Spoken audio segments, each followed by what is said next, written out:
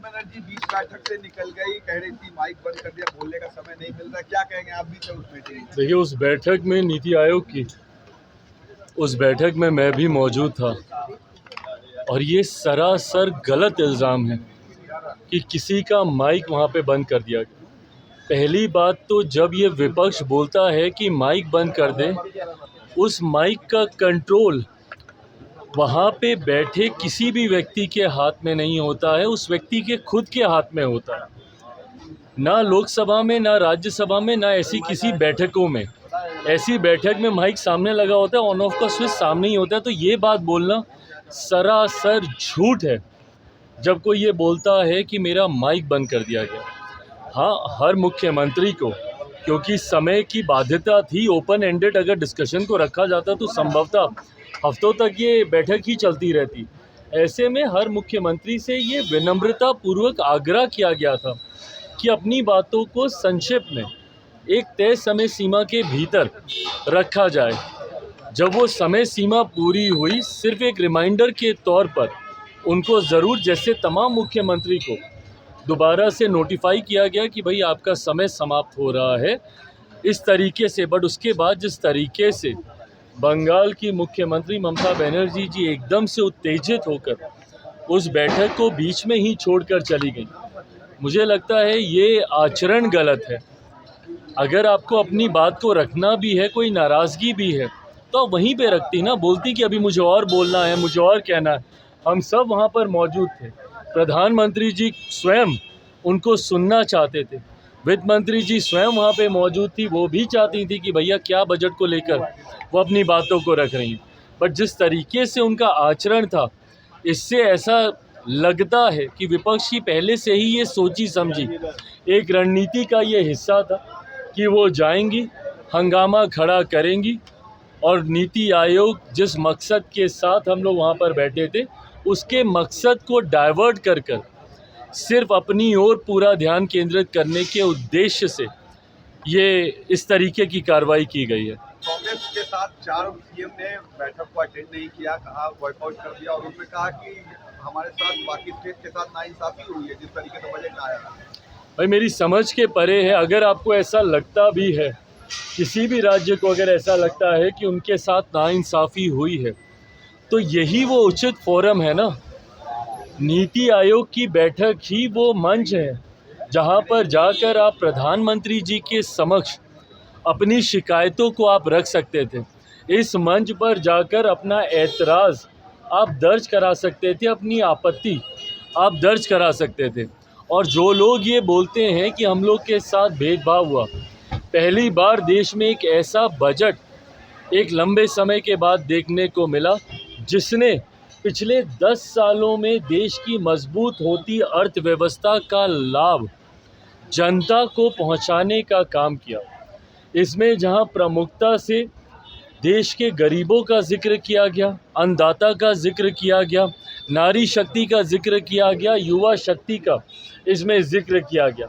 ये ऐसे सेक्टर्स हैं जिसमें प्रमुखता से उनको लाभ पहुंचाने के लिए योजनाओं की और राशि की घोषणा की गई। जो राज्य कहते हैं कि उनके साथ अनदेखी हुई, क्या उनके राज्य में गरीब नहीं है? क्या उनके राज्य में महिलाएं नहीं हैं? क्या उनके राज्य में किसान नहीं हैं? क्या उनके राज्य में गरीब वर्ग से आने वाले युवा हों, महिलाएं हों, किसान हों, क्या ये लोग नहीं हैं? तो सिर्फ राजनीतिक हंगामा करने के लिए, और मैं दावे के साथ कहता हूँ कि भाई ये लोग पिछले बजट भी निकाल कर दिखाएं कि किस किस राज्य को कितना कितना आवंटन किया गया है जब सरकार कांग्रेस के नेतृत्व में चल रही थी।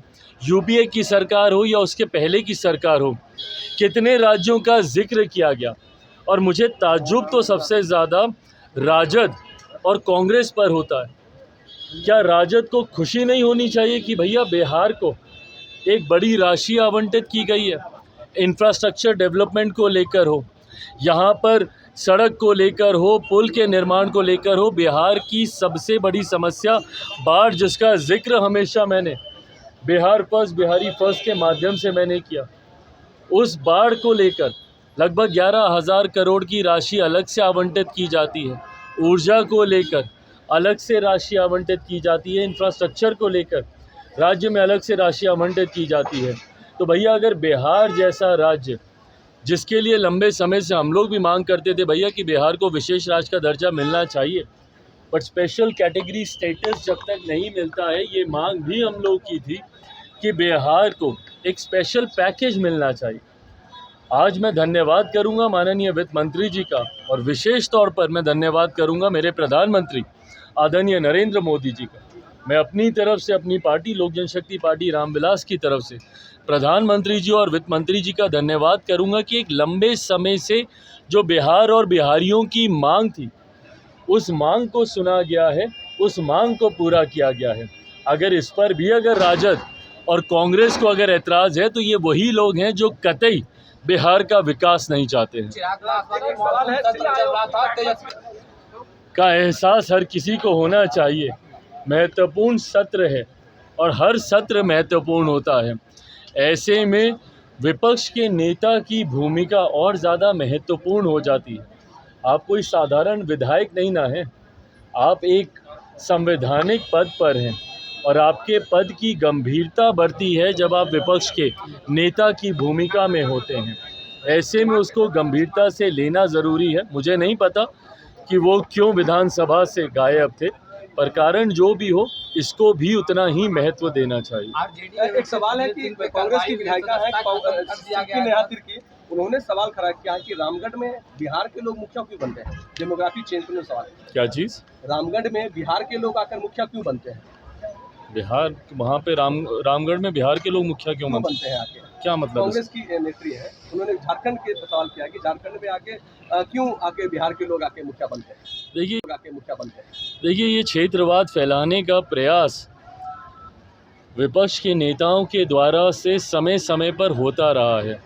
कभी जाति के आधार पर, कभी धर्म के आधार पर, कभी क्षेत्र के आधार पर। मुझे खुशी है इस बात की, बिहारियों में इतना सामर्थ्य है।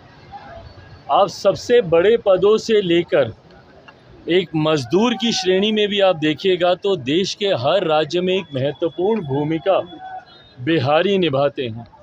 आप बड़े बड़े बिजनेस हाउसेस में चले जाइए, वहाँ पर आपको बिहारी मिलेंगे। बड़े बड़े मीडिया हाउसेस में आप चले जाइए, बड़े बड़े पदों पर वहाँ पर आपको बिहारी मिलेंगे।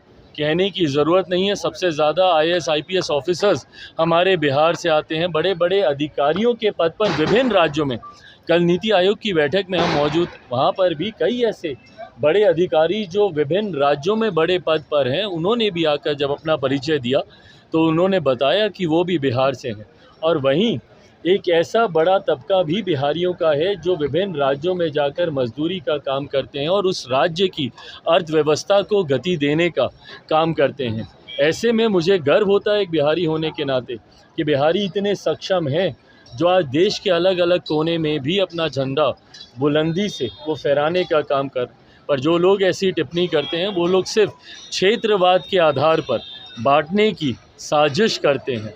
मैं मानता हूँ भारत सिर्फ भारतीयों का है और भारतीयों को ये संवैधानिक अधिकार है कि देश के किसी भी कोने में जाकर वो कार्य कर सकते हैं। धन्यवाद।